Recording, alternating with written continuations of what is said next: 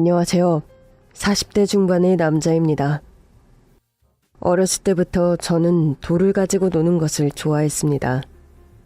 길바닥 화단에 굴러다니는 제각각의 크기의 돌을 모아 차곡차곡 쌓고 진흙을 발라 벽을 세우는 것을 좋아했어요. 어머니 말씀으로는 돌만 가지고 있으면 시간 가는 줄 모르고 하루를 다 보냈다고 하니 어쩌면 날 때부터 직업이 정해져 버린 것인지도 모르겠습니다. 성인이 된 저는 고민할 것 없이 토목학과를 선택했습니다. 저는 건물을 올리는 일을 하나의 미학이라고 생각해요. 정확한 계산, 한 치의 오차도 적용하지 않는 정교한 기술에 의해 우리는 점점 더 높은 건물을 세워 하늘에 가까워지고 있으니까요. 대학에 가서 좋아하는 공부를 마음껏 할 수 있다는 생각에 제 19살의 끝 무렵은 들뜬 나날들이었습니다. 녀석, 어렸을 때부터 돌만 만지작거리길래 커서 뭐가 되려나 했더니 그러게 말이에요. 석공이 되려나 했는데 또 가만 보면 두각에 관심이 있는 건 아니야. 그런데 토목학과라니 제 길은 제가 알아서 찾아가니 기특하지 않아요? 대학에 가서 전문적으로 배울 것이 너무 기대가 돼요. 열심히 하겠습니다. 아버지, 어머니. 그래, 사내 녀석이라 큰 걱정은 없다지만 서울서 혼자 살면 집 생각이 많이 나고 네 엄마 밥이 그리울 거다. 기숙사에서 밥은 주니? 뭘 해먹을 수는 있고? 식당이 있는데 밥은 식권으로 사서 먹어야 한대요. 방에선 그냥 간단한 것 정도 먹을 수 있고요. 서울 구경도 할 겸 엄마가 너 좋아하는 진미채 문어조림, 꽈리고추 볶음 반찬 맛있게 해서 한 번씩 올라갈게. 서울이 어디 천리 말린가요? 버스 타면 3시간도 안 걸리는데요. 방학 때마다 내려와서 지낼게요. 이렇게 기술이 발전한 지금에야 당연한 일처럼 여겨지지만 마야 문명, 이집트 피라미드 등 고대 건축물들을 보면 옛 사람들의 지혜와 집념에 경외심이 느껴지기도 한답니다. 주춧돌과 단단한 기둥, 정확한 무게중심만 잘 지키면 튼튼한 건물을 세울 수 있잖아요.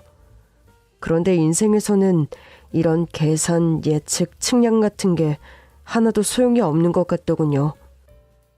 균형과 중심을 잘 잡아 세우면 모진 풍파를 견디는 게 건물인데 인생의 균형과 중심을 잡는 것은 참 어려운 것 같습니다. 내리막길, 인생의 벼랑 끝에서 단 한 사람과의 만남을 통해 다시금 무너진 장벽을 세울 용기를 얻은 제 이야기를 들어주시겠어요? 평범한 집안에서 자란 저는 하고 싶은 일을 못 찾겠다는 다른 친구들과 달리 확고하게 전공을 선택했죠. 졸업을 한 뒤 건설 현장으로 향했습니다. 신입으로 입사해 차곡차곡 경력을 쌓아 건설업계 현장 관리직으로 일을 하게 되었어요.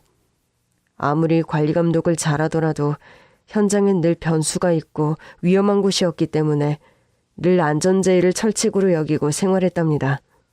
그리고 그즈음 소개를 받은 여자와 얼마간의 연애를 한 뒤 결혼을 결심하게 되었습니다. 당신은 꿈이 뭐야? 어머, 당신은 뭘 그런 걸 물어봐? 그런 질문 되게 오랜만이다. 초등학교 때 많이 물어보는 질문 아니야? 다 크고 나서 그런 질문을 받으니 새삼 쑥스럽네. 에이, 그러니까 꿈이 뭔데? 나야. 그냥 당신이랑 행복하게 사는 거지. 어렸을 때부터 내 꿈은 현모양처였거든. 요즘에 현모양처가 꿈인 여자가 어딨냐고 내 친구들이 다 비웃을 때도 난 확고하고 한결같았지. 그래서 나는 내 꿈을 위해 평생 노력했어. 자기 결혼하면 깜짝 놀랄걸? 임금님 수라상까진 안 되더라도 자기 아침은 꼬박꼬박 챙겨줄 거야.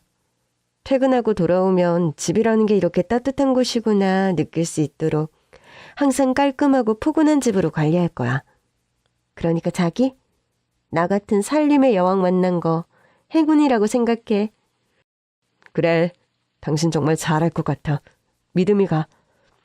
그리고 나는 아이도 많이 낳고 싶어. 요즘 많이 나와봐야 둘? 아니지. 거의 외동으로 가는 추세라던데. 난 최소 둘. 능력만 되면 넷까지도 낳을 수 있어. 넷? 그래. 자기가 우리 애들 하고 싶은 거 다 뒷바라지 할 만큼 능력만 되면 난 많이 낳고 싶다니까. 자기 진짜 요즘 세상에 이런 여자 없다. 알지? 내가 정말 열심히 일해야겠네. 정말 요즘 세상에 드문 현모양처가 꾸민 여자. 아내는 의욕이 넘쳤고 살림에도 소질이 있는 여자였습니다. 결혼 전 약속했던 대로 아침에 출근 준비를 하면 식탁에 늘 아침밥이 차려져 있었고, 퇴근하고 오면 깔끔하게 정리된 집에서 앞치마를 하고 저녁 준비를 하던 아내가 달려와 반겨주었죠. 그리고 결혼하고 몇 달 뒤 바로 우리에게 아이도 생겼답니다. 당신 임신도 했는데 집안일 너무 무리하지 마. 초창기라 조심해야 한다고는 하는데 난 정말 가만히 있는 걸 잘 못하잖아. 그리고 이 시기 지나면 운동도 하고 자주 움직여주는 게 아기한테도 좋대. 내가 당신 많이 도와줘야 하는데 바빠서 미안해. 무슨 소리야. 바깥 일이 얼마나 힘든데. 당신이 벌어다주는 돈으로 사는 내가 당신한테 항상 감사하지. 고마워 여보. 가끔 친구들을 만나 이런저런 사는 이야기를 할 때면 다 저를 부러워하더군요. 야, 전생에 날 알고 했냐? 우리 집사람은 저녁 먹고 나면 TV 앞에서 떨어질 줄을 모른다. 거실 소파 지방령이 되려고 그러나. 아야, TV 못 보다 주고 한이 된 귀신이 붙었나. 지겹다 지겨워. 야야, 그냥 얌전히 TV라도 보면 그냥 지겹고 말지. 우리 집사람은 저녁 먹은 지 2시간도 안 됐는데 배고프다며 야식을 쌓아놓고 TV를 본다니까.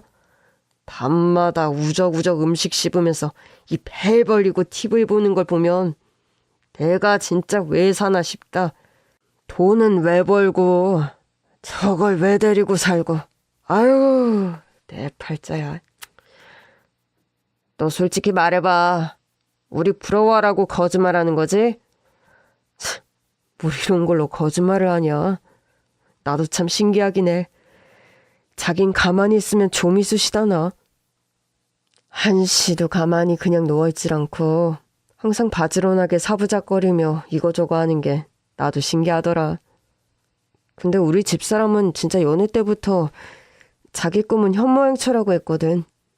살림이 취미고 자기는 살림의 여왕이라며 그냥 허풍 좀 떠나보다 했는데 1년 365일 주말에도 칼같이 일어나 요리하고 청소하고 하는 걸 보면 그냥 타고났나 보다 싶어. 아, 왜 있잖아. 나 진짜 어렸을 때부터 돌 만지는 거 좋아하고 전공도 그쪽이고. 형진이 너는 어렸을 때부터 숫자에 그렇게 밝고 집착하더니 회계사 된 거 아니냐. 그런 거 보면 사람은 다 한 가지씩 재능을 가지고 태어나는 것 같아. 하나씩은 다 잘하는 게 있어. 그래, 나는 내 재능 따라 전공도 잘 선택했고 회계사 돼서 돈도 잘 버는데 아직까지도 우리 마누라 재능이 뭔지는 도무지 알 수가 없다. 너 몰라? 재수씨 재능? 아, 뭔데? 나도 모르는 우리 마누라 재능을 네가 어떻게 아는데? 네 입으로 말했잖아. 거실 소파 지방령이라며.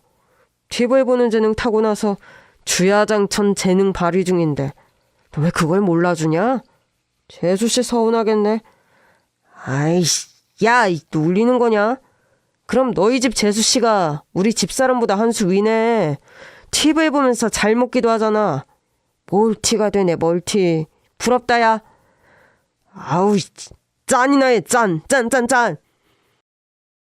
친구들 중 장가 최고로 잘 간 놈. 그게 바로 저였습니다. 출산 때가 다가왔고 아내는 순산을 했어요. 예쁜 딸아이였습니다. 딸이 태어나고부터는 밖에서 일을 하면서도 집 생각을 더 많이 하게 된 것 같아요. 그 뽀얗고 동그란 얼굴이며 오밀조밀한 손가락. 발가락이 아른아른거려서 집에 빨리 안 갈 수가 있어야죠. 아내는 몸을 풀고 나자 곧 육아도 익숙하게 하더군요. 아기가 새벽에 깨서 울어도 혹여나 출근하는 제가 깰까봐 조용히 일어나 아기를 달래 재우고 정말 저를 편안하게 해주는 사람이었습니다. 난 정말 복받은 놈이야. 이 생각을 하면 길을 걷다가도 그냥 피식피식 웃음이 새어나오고 미소가 지어지더군요. 아이가 2살이 되어 한창 예쁜 짓을 하며 사랑받을 그 무렵 저희 가정에 위기가 다가왔습니다. 어서와 자기. 오늘도 고생 많았어. 그런데 자기 무슨 일 있어? 표정이 왜 그래? 여보, 나 어떻게 하지? 너무 피곤해 보여. 여기 앉아봐. 따뜻한 차 한 잔 줄까? 마침 아이가 잠들었기에 아내와 조용하게 대화를 나눌 수 있게 되었어요. 저는 머뭇거리며 회사에서 결정된 상황을 이야기해야 했죠. 나 해외 나가야 할 수도 있어. 곧 해외 발령 떨어질 것 같아. 해외 발령? 어디로? 어디? 중동 쪽이지 뭐. 그쪽에 요즘 진출을 많이 하잖아. 중동이라고? 얼마나 있어야 하는 거야? 최소 5년이고 더 연장될 수도 있어. 당신 생각은 어때? 가지 말까? 안 간다고 하면 안 갈 수 있는 거야? 다른 선택지가 있어? 아니, 그럴 수는 없지. 안 나가는 방법은 퇴사밖에 없어. 퇴사는 말도 안 되지. 이직이나 재취업이 쉬운 것도 아닌데. 그러니까 다른 방법이 없는 것 같아. 정말 많은 생각, 고민이 들었지만 외벌이 아이까지 있는 가장인 저에게 달리 선택지가 없었습니다. 가족이 함께 가는 옵션도 가능했지만 지역이 중동이고 아이가 아직 어리다 보니 아내에게 아이를 데리고 함께 떠나자고 말하기 어렵더군요. 그렇게 6개월 정도 준비 기간을 가진 뒤 출국 날이 되었습니다. 출국 3달 전부터는 너무 정신이 없더라고요. 짐도 미리 붙여야 했고 이거저거 준비할 게 한가득. 그리고 출국하는 당일 아내는 아이를 데리고 함께 공항에 배웅을 나왔어요. 여보, 너무 걱정하지 마. 5년 금방이야. 우리 서윤이 한창 예쁠 때인데 하루하루 다르게 커가는데 내가 이 모습을 못 봐서 어떡하지? 당신 혼자 이 어린애를... 어떡해. 정말 걸음이 안 떨어진다. 영상통화하면 되잖아. 카톡 메신저도 있고. 시차 차이가 있지만 자주 연락하면 되지. 그래도 월급은 많이 오르니까 내가 매달 꼬박꼬박 돈 보낼 거고 당신이랑 우리 서윤이 생활하는 데는 부족한 것 없도록 할게. 당신이 앞에 있는데도 벌써 보고 싶어. 진짜 돈 뭐 이런 거 많이 버는 게 뭐가 중요해. 하루하루 당신 못 보는 게 나한테는 너무 힘들 것 같아. 여보, 내가 미안하고 내가 많이 사랑해. 서윤이, 엄마 말 잘 듣고 아프지 말고 건강하게 있어야 해. 우리 서윤이 유치원 갈 즈음에는 아빠가 꼭 돌아올게. 우리 부부는 공항에서 눈물의 이별을 하게 되었습니다. 그렇게 저는 기러기 아빠가 되었어요. 기러기 아빠의 결말은 새드엔딩이라고 하지만 저는 누구보다 자신이 있었습니다. 제 아내를 믿었으니까요. 아이가 태어나기 전에도 후에도 한결같이 저와 아이에게 집중하고 사랑을 주었던 아내입니다. 그래도 위안이 되는 건 월급이 올라 생활비를 많이 보낼 수 있다는 것이었죠. 그렇게 전 멀리 중동 아랍에미리트로 떠나게 되었어요. 그나마 다행인 것은 시차가 5시간밖에 나지 않았어요. 퇴근을 하고 나면 몹시도 피곤했지만 저녁 시간에 영상통화를 하며 아내와 아이를 보기 위해 밤 11시, 12시까지 한국 시간으로 저녁 시간이 되기를 기다렸죠. 서윤아, 까꿍. 이게 누구야? 아빠 해봐. 아빠. 마. 아이고, 우리 공주님 더 예뻐졌어요. 서윤아, 아빠가 돈 많이 벌어서 갈게. 여보, 서윤이 아픈 곳은 없고? 그럼 잘 먹고 잘 지내지. 당신은 괜찮아? 거기 먹는 건 좀 어때? 그냥 되는 대로 먹고 있어. 아, 자기가 해준 밤 너무 그립다. 그래도 한 2년 정도 지나면 휴가 내고 잠깐 들어갈 수 있지 않을까? 그래? 시간이 얼른 갔으면 좋겠다. 그런데 여보, 나 서윤이 어린이집 보내려고. 어린이집을? 우리 서윤이 2살인데 어린이집 보내기엔 너무 어리지 않아? 엄마 품이 중요할 때인데. 내가 육아 관련해서 공부도 많이 하잖아. 또래 아이들이랑 어울리고 하는 게 발달에도 좋다고 하고. 요즘 워킹맘도 많아져서 일찍부터 어린이집 가는 아이들도 많더라고. 그래서 알아보고 있어. 서윤이 어린이집 가고 나면 나도 오전, 점심까지 시간이 좀 나니까 뭐라도 해보려고. 뭐, 일을 하려는 거야? 생활비도 거의 2배 가까이 많이 보내주는데 당신이 일을 할 필요가 뭐가 있어? 일 말고 그냥 취미를 갖는 게 좋을 것 같아서. 당신 없는 생활 너무 무료해. 나 원래 우울증에 우자랑도 거리가 먼 사람인데. 자기야, 요즘에 자기랑 전화 끊고 서윤이 재울 때 되면 그냥 나도 모르게 눈물이 주르륵 흐른다니까. 독수공방하는 것 같고 외롭고 그런 것 같아. 서윤이를 위해서, 나를 위해서, 자기를 위해서도 내가 몸도 마음도 건강해지는 게 좋을 것 같아. 그래, 생각해보니 당신 말이 맞네. 계속 집에만 있으면 그럴 것 같아. 뭘 배우든 배우게 돼서 뭐 장비가 필요하든 내가 다 사줄 테니까 당신 하고 싶은 거 해. 30대 초반에 결혼을 한 저보다 어린 아내는 아직 20대 후반이었어요. 게다가 활동적인 성격이라 집에서도 가만히 있지 못하는데 저까지 없으니 외로움을 많이 느끼겠다 싶더라고요. 실내 암벽 등반, 클라이밍을 시작으로 사이클, 산악 동호회. 제가 먼 땅에서 땀 흘려 일하는 동안 아내는 취미에 땀을 열심히 쏟으며 취미 부자가 되어 있었어요. 프로젝트가 한창이라 휴가를 내는 것도 쉽지가 않더군요. 5년이면 끝날 줄 알았던 기러기 생활은 그로부터 2년이나 더 연장되었습니다. 아내와 딸아이를 두고 떠나온 지 7년째 되던 해 드디어 기러기 생활의 끝이 보이더군요. 딸아이의 유치원 입학식에 함께하겠다는 약속도 지키지 못했고 초등학교 입학도 함께하지 못해 너무나 괴로웠지만 곧 아내와 아이를 볼 수 있다는 생각에 그곳에서 일하는 남은 기간은 시간이 금방 가는 것만 같았어요.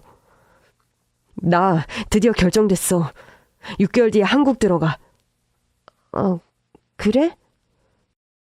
기대했던 것과 달리 시큰둥한 아내의 반응에 등골이 싸늘해졌지만 기분 탓인가 생각했죠.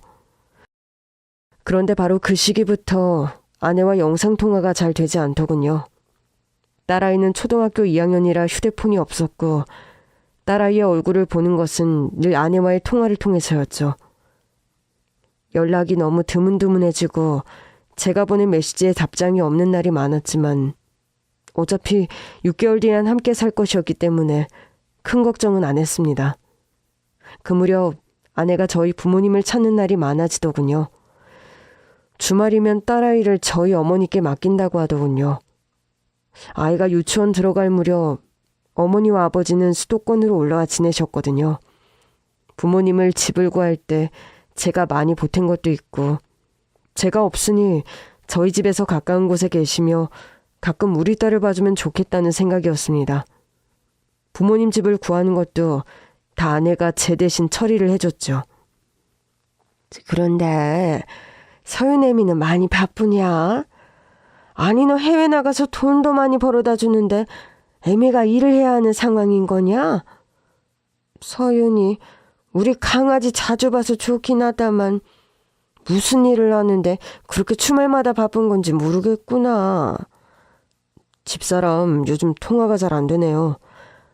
어머니께 주말마다 서윤이를 맡긴다고요? 죄송해요, 엄마. 안 그래도 제가 곧 들어가요. 6개월 정도만 여기 일 마무리하면 완전히 한국 들어갈 것 같아요. 아이고, 고생했다, 내 새끼. 돈도 돈이지만 자식 새끼 유치원 학교 가는 것도 못 보고. 참, 아유, 욕봤다, 욕봤어. 진짜 나는 네가 거기서 10년을 채우는 게 아닌가 해서 요즘엔 잠도 안 오더라. 서윤애미 얼굴도 화색이 도는 거 보니 네가 올 때가 다 돼서 얼굴이 피나 보다. 애엄마 얼굴이 폈어요? 영상통화한 지가 꽤 돼서 저는 잘 몰랐네요. 통화가 왜 그렇게 힘들다니. 나 같은 노인네도 배워서 통화하는구만. 하여간 올 때까지 몸조리 잘하고 오면 서윤애미한테나 서윤이한테나 잘하고 살아라. 창창한 나이에 그런 독수공방이 따로 없지. 남편 없이 애 혼자 키우는 게 어디 보통 일이든. 알겠어요. 아버지도 건강하시죠? 엄마도 아픈 데 없고? 네 아버지야 체질이 그냥 건강 체질인데 난 그냥 요즘 뭐 좀만 먹기만 하면 속이 더부룩한 게. 안 그래도 아버지 말 듣고 병원에서 검진이나 한번 받아보려고 한다. 별일 아니니까 너무 신경 쓰지 말고. 네, 엄마. 한국 돌아가서 애엄마랑 같이 찾아뵐게요. 그리고 귀국 당일 아내는 일이 있다며 공항에 나오질 않았습니다. 솔직히 기분이 좋지 않았죠. 너무나 오랜만에 온 한국. 거리도 사람들의 패션부터 많은 게 달라져 있더라고요. 공항에서 홀로 택시를 타고 집에 온 저는 아연실색을 할 수밖에 없었습니다. 늘 깔끔을 떨며 집을 청결하게 유지하던 아내였는데 청소를 도대체 언제 한 건지 아이 책가방이며 학용품이 널브러져 있고 세탁물이 한가득 쌓여 있더라고요. 한국 시간으로 오후에 도착을 했는데 저녁까지 당최 연락이 되지 않더군요. 집을 깨끗하게 치운 뒤 곧바로 어머니 댁에 가서 아내가 주말부터 맡겼다는 딸아이를 데리고 왔습니다. 휴대전화 화면에서만 보던 아빠. 반가움에 저는 눈물이 쏟아졌지만 딸아이는 손가락을 매만지며 어색하게 저를 바라보더군요. 서윤아, 네 아빠다 아빠. 응? 아빠 안 보고 싶었어? 안녕하세요. 이서윤이에요. 쭈뼛거리며 저에게 선뜻 다가오지 못하는 딸을 보니 가슴이 미어졌습니다. 서윤아, 아빠야. 아빠가 일 때문에 그동안 비행기 타고 저 멀리 있었어. 근데 이제 돌아왔어. 이제 서윤이 곁에 있을 거야. 안 떠날 거야. 이거 서윤이 선물. 서윤아, 궁금하지? 아빠가 옷이랑 서윤이 가방이랑 인형이랑 다 사왔어. 고맙습니다. 선물 열어봐. 그리고 이거 다 집에 가지고 가자. 집에서 아빠랑 맛있는 것도 먹고. 그런데 서윤아, 엄마는 어디 갔는지 알아? 엄마 산에 올라간다고 했어요. 원래 엄마 산에 가면 한참 뒤에 볼 수 있어요. 순간 딸아이 앞에서 욕을 할 뻔했습니다. 아무리 산 타는 게 좋아도 그렇지 오늘은 7년 만에 제가 집에 오는 날인데 이런 날까지 산행을 가야 했을까요? 그동안 혼자 고생한 것은 알았지만 이건 정말 너무하는구나 싶더라고요. 그렇게 부모님께 인사를 드린 뒤 딸을 데리고 집에 왔습니다. 우와, 집이 깨끗하다. 신기해. 서윤이 배고프지? 아빠가 저녁 맛있게 해줄게. 먼 곳에서 온 여독도 풀지 못하고 딸아이 밥을 챙겨 먹이고 재우는데 아내한테 연락이 왔습니다. 그것도 문자로요. 잘 도착했어? 그동안 말 못해서 미안한데 사실 나 사랑하는 사람이 있어. 당신과는 다르게 항상 내 곁을 지켜주는 사람이야. 외롭지 않게 나를 품어주고 내 곁을 따뜻하게 채워주는 사람. 고생했어. 그동안. 우리 서로를 위해 좋게 헤어지는 걸로 하자. 믿을 수가 없더라고요. 전 정말 이게 아내가 준비한 서프라이즈, 몰래카메라 같은 게 아닐까 생각했지만 그건 헛된 바람이었습니다. 3일 뒤 딸이 학교에 가고 제가 출근을 하는 사이 아내는 집에 다녀갔더군요. 짐을 싹 챙겨서 나갔습니다. 식탁에는 이혼 서류가 놓여져 있었고 딸아이는 준비되면 자기가 데리러 간다고 하더군요. 진짜 이거 정신 나간 거 아니야? 내가 순순히 네 뜻대로 해줄 것 같아? 아내에게 만나서 이야기하자고 만나야 해결을 할 수 있다고 간곡하게 말을 했고 어느 카페에서 우리는 7년 만에 재회를 하게 되었습니다. 해외 나갈 당시만 해도 7년 뒤 이런 식으로 아내를 본다는 것은 정말 상상조차 못했던 일이었어요. 이래서 다들 기러기 아빠의 결말은 불행으로 마무리된다고 하는 거였군요. 속이 뒤집어졌지만 이미 마음 떠난 사람 붙잡는 것은 의미가 없는 것 같았어요. 그런데 아내의 배신은 이게 끝이 아니었습니다. 양육권 문제를 논의하던 중 재산 확인을 해본 저는 정말 그 자리에서 심장마비가 오는 줄 알았습니다. 너 진짜 미쳤어? 내가 그동안 꼬박꼬박 보낸 월급, 내 돈 다 어디 있어? 내 돈? 진짜 이기적이네. 야, 돈도 없이 먹을 것도 없이 애가 그냥 알아서 혼자 쑥쑥 크는 줄 아니? 네가 보내준 그 돈 다 서윤이한테 들어갔어. 내가 서윤이 데려갈 거고 넌 양육비나 꼬박꼬박 챙겨보내. 알고 보니 제가 보낸 돈 저축은커녕 다 빼돌리고 있었던 아내. 산악동호회에서 만난 남자랑 바람을 피우고 있었고 돈이 생기는 족족 그 상간남한테 갖다 바치고 있었습니다. 고소를 하려고 했으나 그 남자랑 만난 시기라든지 증거 같은 걸 확보하기 너무 어려운 상황에 저는 양육권을 제가 갖는 조건으로 이혼을 했습니다. 7년 만에 보는 아빠랑 같이 사는 게 딸아이에게 좋은 건지 수없이 고민했지만 남편을 두고 바람을 핀 부도덕한 여자한테 제 딸을 맡길 수는 없었죠. 부모님도 근처에 계시니 어머니가 아이를 좀 봐주신다면 아이를 혼자서도 키울 수 있을 것 같았습니다. 그런데 여러분, 들어본 적 있으신가요? 불행은 한꺼번에 닥친다는 말이요. 정말 거짓말처럼 그 시기 회사가 건축 시공 비용을 빼돌린 것이 밝혀져 경영진이 수사를 받게 되고 어려움에 닥친 회사는 곧 직원들을 해고했습니다.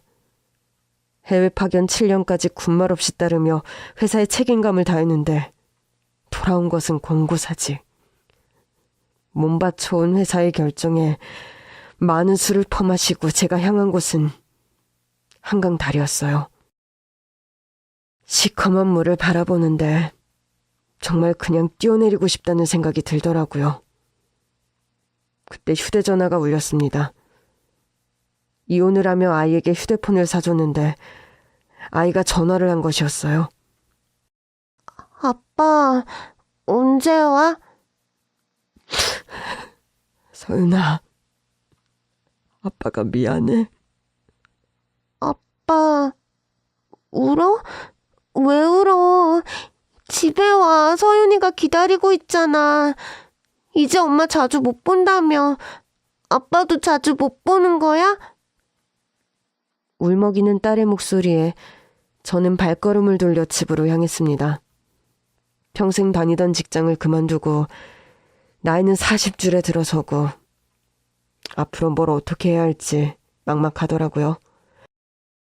뭘 먹을 때마다 속이 답답하고 더부룩하다고 하시던 어머니는 암 진단을 받고 몇 개월 뒤에 돌아가셨어요. 아버지는 어머니 없이 낯선 곳에서 혼자 지낼 자신이 없다며 고향으로 다시 내려가셨죠. 제가 뭘 그렇게 잘못했을까요? 왜 나한테만 이런 일이 생길까요? 어머니를 보내드리고 한 달 동안은 그냥 넋이 나가 있었습니다. 퇴직금 받은 것으로 버티며 아이를 등하교시키는 나날들. 여느 때처럼 아이를 학교에 데려다주고 오는 길, 전봇대의 전단지가 눈에 띄었습니다. 마을버스 운전기사 모집 전단지를 손에 쥐는데 그냥 이건 내가 할 수 있겠다 싶은 마음이 들더라고요. 그렇게 저는 마을버스 기사가 되었어요. 와, 아빠 차 되게 크다. 버스가 이제 아빠 차야? 아빠 차는 아니지만 아빠가 이 차로 서윤이 학교도 지나다니고 서윤이 좋아하는 마트도 지나다니고 공원도 지나다니지? 다른 손님들을 안전하게 데려다주는 일이야. 아빠, 멋있어. 제가 살아가는 유일한 이유. 이제 제 곁에는 딸밖에 없었습니다. 전 정말 딸이 없었다면 삶에 미련이 없었을 것 같아요.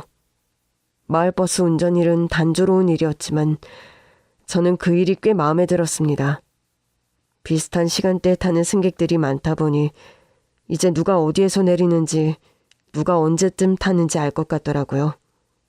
왠지 이웃처럼 느껴지고 사람들이 친근하게 느껴져 저도 따뜻하게 승객들을 맞이했습니다. 이제야 알 것 같아요.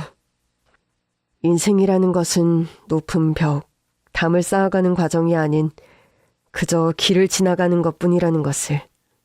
단단하고 견고한 벽이 인생의 풍파를 막아주지 못한다는 것을요. 그렇게 받아들이고 나니 마음이 조금은 편하더라고요.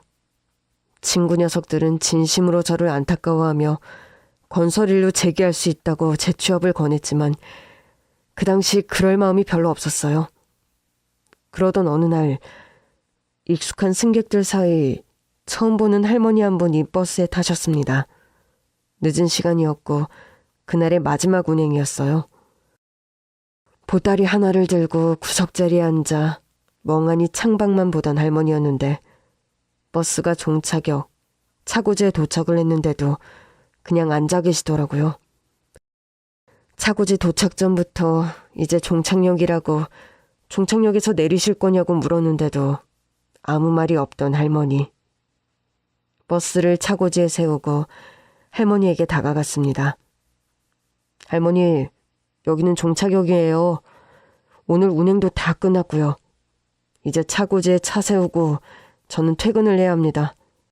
댁이 어디세요? 내내 말이 없던 할머니. 가까이 다가가서 보니 그만 할머니가 울고 있는 게 아니겠어요? 당황한 저는 조심스레 할머니를 살펴보며 다시 물었습니다. 혹시 치매에 걸리셨나? 집이 어딘지 모르나 걱정이 되어 경찰에 신고를 해야 하나 싶었죠. 할머니, 어디 편찮으세요?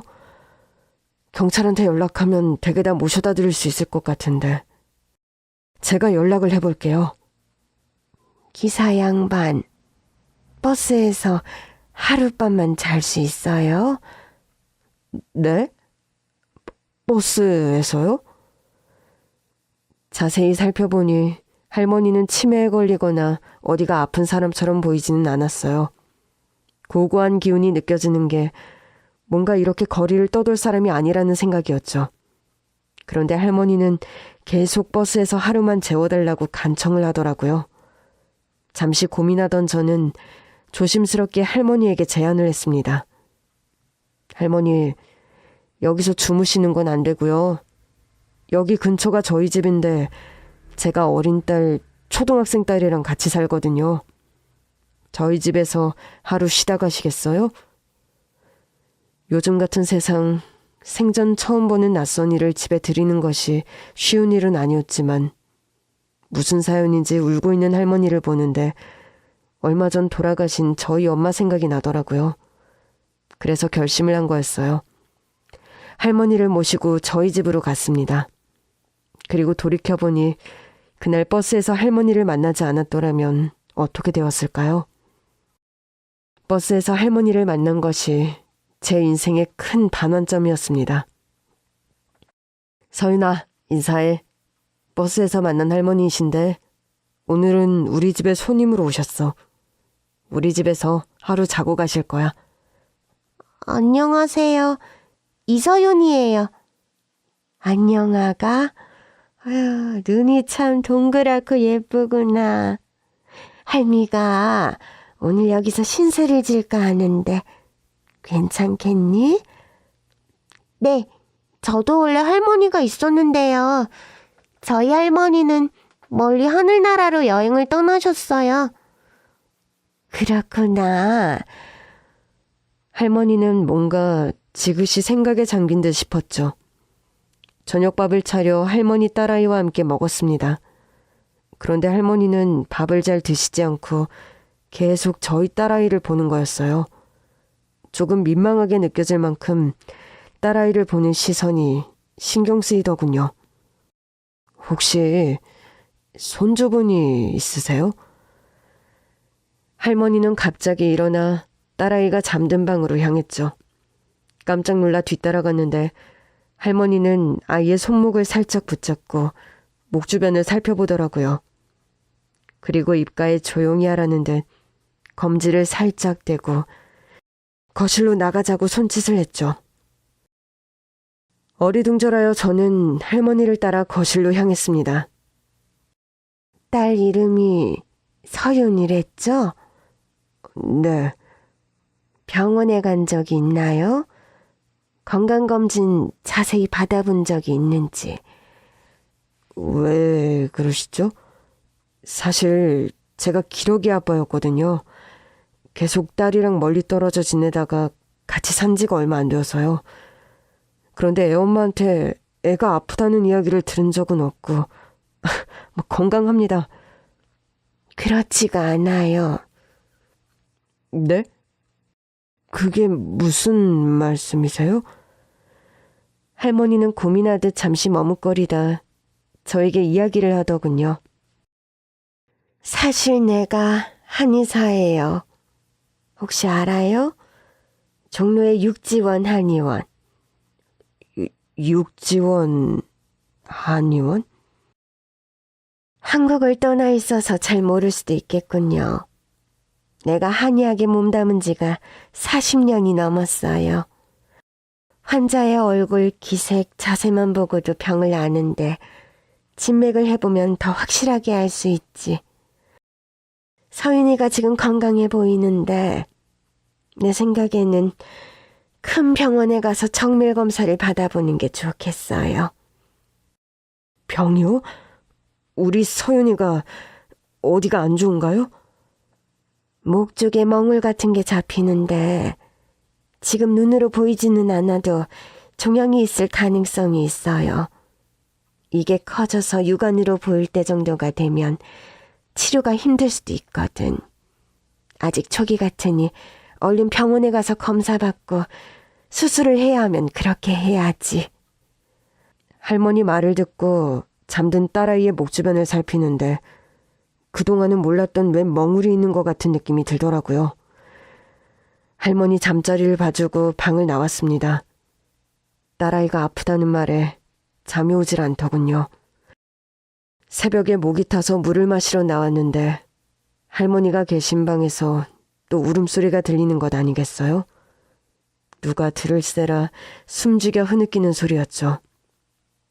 저도 할머니가 유명한 명의 한의사가 맞다면 지금 무슨 연유로 우리 집에서 이렇게 있는 건지가 갑자기 궁금해지더군요.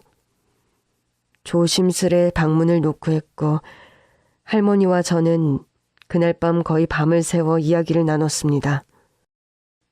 제 인생도 참 기구하다는 생각이었는데 기구한 것은 할머니도 만만치가 않더라고요. 세상에 믿을 건 가족밖에 없다는데 어떻게 가족이라는 게 내 뱃속에서 나온 자식이 원수가 될 수 있는지 그냥 인생을 다 헛산 것 같더라니까. 내 속이 답답하고 헛헛해서 그냥 정처 없이 아무 버스나 타고 이 동네 저 동네를 떠돌다 보니 어느새 기사 양반 버스에 있더라고. 할머니가 말한 대로 검색해보니 할머니는 정말 소문난 명의 한의사가 맞더라고요. 명의로 소문이 나고 할머니가 운영하던 한의원이 유명해져서 너무 잘 되었다고 합니다. 그런데 문제는 욕심이 많은 할머니의 며느리였죠. 한의사였던 할머니에 비해 아들은 공부를 그리 잘하지 못해 그냥 한의원 운영이나 돕던 처지였는데 결혼을 한의대를 나온 여자랑 했더군요. 한의사인 며느리도 곧 할머니의 한의원에서 함께 일을 하게 되었답니다. 침도 잘 놓지만 한의원에서 조제한 한약이라든지 유행하기 시작한 다이어트 한약으로 한의원이 더 잘 되었다고 해요. 그런데 사람 욕심이 참 끝이 없죠. 한의사인 며느리가 할머니 아들을 꼬셔 할머니가 한의원을 며느리한테 물려주지 않을 것 같다고 경영권을 아들이 가져야 한다며 지속적으로 할머니와 아들 사이를 이간질을 했다고 하더군요. 그냥 때가 되면 다 물려줄 거였는데 그걸 못 참아서 이 늙은이한테 전륜을 쳐버리고 못된 수를 써서 나를 내쫓았지 뭐요. 할머니의 아들 부부는 결혼을 하고 쭉 할머니 집에서 살았다고 합니다. 이 부부가 꾸민 일이란 정말 악한 술수였어요. 고객들을 가장한 대행 알바들을 심어 한의원에서 할머니에게 진료를 받게 한 뒤 할머니가 침을 잘못 놓았다는 둥, 할머니가 조제한 한약을 먹고 아프다는 둥, 지속적으로 할머니에게 항의를 하게 시켰다는군요. 고객들의 항의가 계속되자 할머니는 침을 놓는 것도 두려워졌고 한약 약재를 수시로 점검하며 거의 노이로제에 시달릴 정도가 되었답니다. 그때를 놓치지 않고 며느리는 할머니에게 이렇게 말했다죠. 어머님, 이제 그만하셔야죠. 무슨 말을 하는 거니? 이렇게 불만 폭주가 계속되면 한의원 문을 닫는 게 낫겠어요. 문 닫는 걸 원하세요? 아님 그냥 물러나시는 건 어떨까요? 저도 한의사잖아요, 어머님. 요즘 한의원은 나이 드신 분들만 찾는 것도 아니고 젊은 자가 트렌드를 잘 아니까 어머님이 추락시켜놓은 한의원 명성 제가 다시 살려볼게요. 며느리라는 사람이 정말 그렇게 말했다고요? 그렇다니까. 사람이 제일 무섭지. 내가 40년째 한의원을 하면서도 내가 놓은 침 맞고 병이 싹 나았다는 소리만 들었지. 병이 심해졌다는 이야기는 들은 적이 없었는데 그게 너무 충격적이더라고.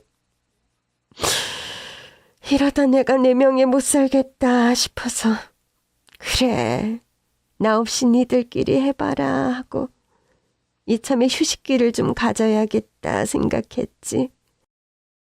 그런데 집은 왜 나오신 거예요? 동네 공원 한 바퀴 돌고 산책을 하고 오는데 글쎄, 아들이 나보고 집을 얻어줄 테니 따로 나가 살라고 하더라고. 며느리가 나랑 있는 게 불편해서 못 살겠다고 해. 다른 사람도 아니고 내 아들이 그렇게 나한테 냉정할 수가 있다니. 바깥 양반 일찍 돌아가시고 혼자 침 넣고 약 지어가며 워낙 부족한 것 없이 키웠거든. 근데 지금 돌이켜보니 허기운 것 같아. 내가 죄인이지. 자식을 그렇게 키운 내가 죄인이야. 그게 왜 할머니 잘못이에요? 며느리가 정말 나쁜 사람이네요. 할머니의 이야기를 듣고 기러기 아빠 생활 7년, 돈 다 벌어다 주고 그 멀리서 가족 생각만 하며 힘든 타지 생활을 버텼는데 돌아오니 바람나서 이혼하자는 아내. 제 이야기를 털어놓았습니다. 다른 사람도 아닌 가족에게 이런 뒤통수를 맞고 배신을 당한 할머니와 제 사이에 연대감 같은 게 느껴지더라고요. 기사 양반이 원하는 게 뭔가? 뭐 복수 같은 걸 하고 싶어? 복수요? 아니요. 그럴 가치도 없는 여자예요. 처음엔 제 탓이라고 생각했어요. 가족을 먹여 살리기 위해 어쩔 수 없는 선택이었지만 젊고 젊은 아내를 외롭게 홀로 둔 내 탓이다 하고요. 그런데 그런 상황에 놓인 모두가 제 아내처럼 딴 주머니를 차고 사람을 쓰레기 버리듯 하진 않잖아요. 그런 여자를 철석같이 믿고 모든 걸 맡긴 것이 잘못이라면 잘못이겠죠. 그런데 지나간 일 후회하면 무엇하나요? 그냥 이제 제 바람은 딸아이랑 잘 지내고 잘 사는 거예요. 할머니는요? 앞으로 어떻게 하실 거예요? 난 그냥 내가 평생 하던 일을 하다가 떠날 때가 돼서 곱게 가는 게 소원이야.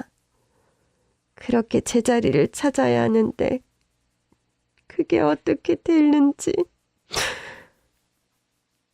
제가 방법을 찾아볼게요. 아무래도 며느리 쪽을 좀 파봐야 할 것 같아요. 그렇게 날이 밝았습니다.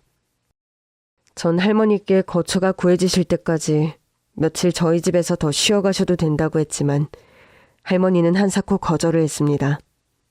이참에 고향에 다녀오고 싶다고요. 딸아이 검진 예약을 해놨으니 결과 나오면 할머니께 꼭 연락을 드려야겠다고 생각해서 연락처만 받아놓았죠. 그리고 딸을 데리고 큰 병원에 가서 검사를 했습니다. 그리고 한 달 뒤 정밀검사를 통해 정말 딸아이의 목에서 종양이 자라고 있다는 사실을 알게 되었어요. 다행스럽게도 빨리 발견을 했어요. 수술을 하면 괜찮을 것 같습니다. 어떻게 이렇게 검사 받으실 생각을 하셨어요? 증상 같은 게 있었나요? 그게 아시는 지인분이 한의사이신데요.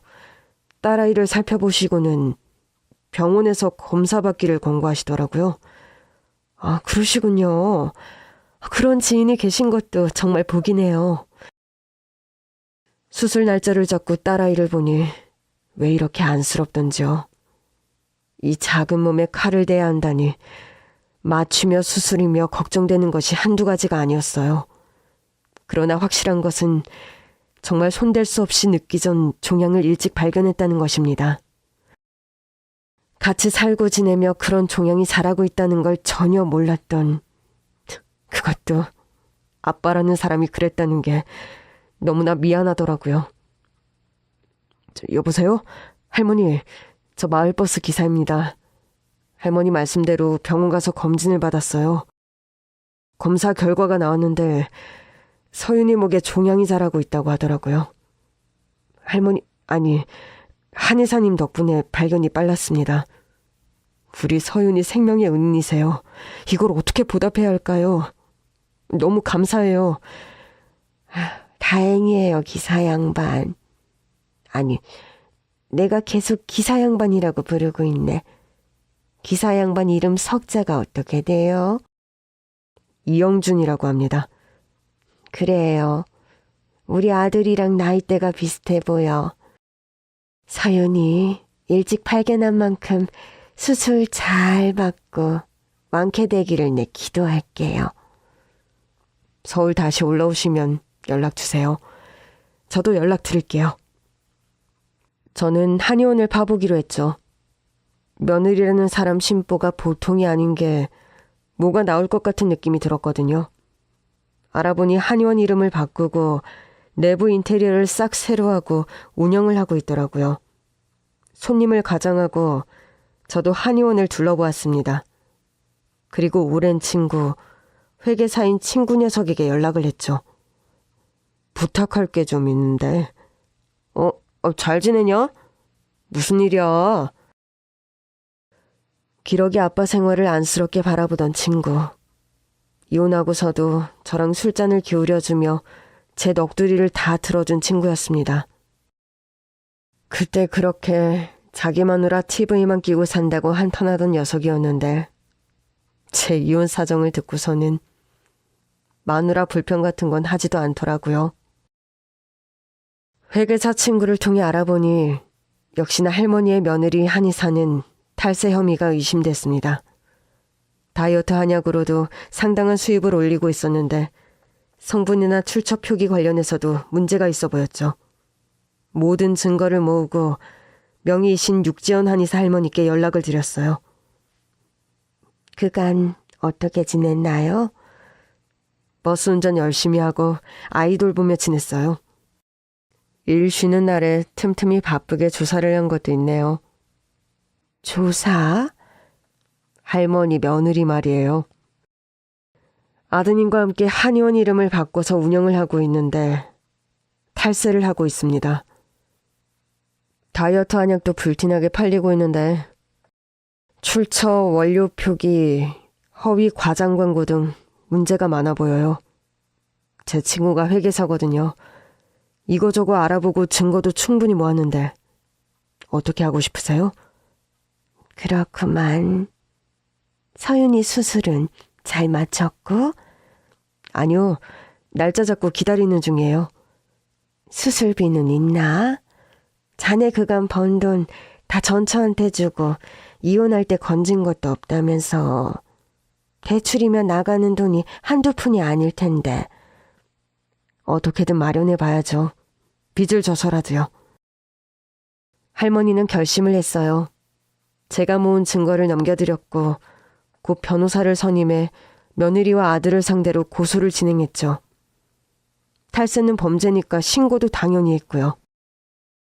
그 상황이 되고서야 그 악독한 며느리는 할머니에게 싹싹 빌며 고소를 취하해달라고 간청을 하더라고요. 며느리도 딸같이 생각하셨다는 할머니. 아들은 모든 걸 계획하고 실행한 것은 다 자기 부인이라면서 자신은 한의원 운영에 대해 하나도 아는 게 없다고 발뺌을 하더군요.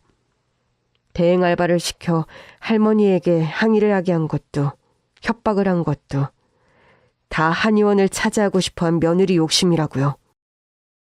하지만 모든 것에는 때가 있는 법이죠. 아무 일 없었듯 용서를 하기에 할머니가 입은 마음의 상처는 너무나 크고 깊었습니다. 모든 것이 제자리로 돌아가고 있는 것 같아. 다 기사 양반, 아니 우리 이영준 씨 덕분이지. 별 말씀을요. 이렇게 되어도 마음이 편치 않으실 것 같아서 걱정이네요. 그리고 딸아이의 수술 날짜가 되었습니다.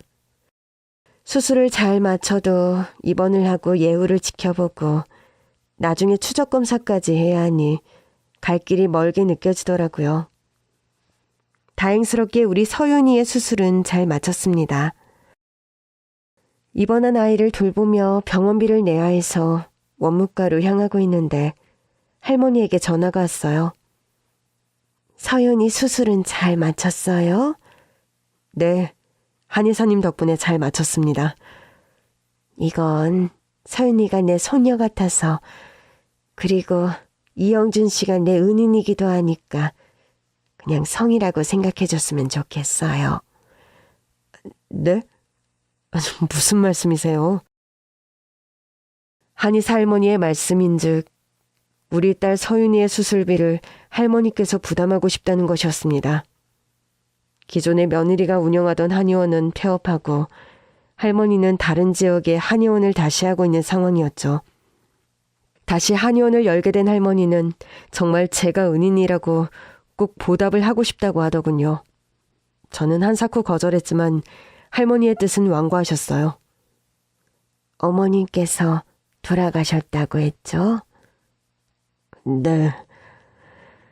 어머님께서 손녀 치료에 보태는 거다 생각하고 뜻을 따라주면 좋겠어요. 그 순간 돌아가신 엄마 생각도 나고 어머니를 잃고 다른 의미로 아들을 잃은 할머니. 동병상련의 마음이 들더군요. 그렇게 한의사 할머니는 저희 딸의 수술비를 부담해주고 보상을 해줬답니다. 그리고 우리의 인연은 거기서 끝나지 않았어요. 서윤이 건강이 회복될 무렵 저는 서윤이와 함께 종종 한의원의 할머니를 찾아갔습니다. 그렇게 인연이 계속 이어지더라고요. 이영준 씨, 버스 기사 일을 계속 하고 싶은가? 네. 생각해보면 한의사님을 처음 만난 것도 제가 운전하는 버스였네요. 인연이라는 게 뭔지. 버스 운전기사로도 100점인데 천성이 참 선한 사람인지라 무슨 일이든 믿고 맡길 수가 있을 것 같아. 한의원이 바빠져서 사람이 필요하기는 한데 마음 편할 때 생각 있으면 언제든 말해요. 말씀만으로도 감사해요. 인생의 내리막길에서 만난 귀한 인연. 제 삶의 전부인 딸아이를 살려주는 인. 그리고 보답까지. 할머니를 만난 것은 제 인생 초대박 행운. 돈으로도 살 수 없는 귀한 인연이 되었답니다. 청취자 여러분의 인생에서도 귀한 인연들이 맺어지길 바라며 이야기를 마치겠습니다. 감사합니다.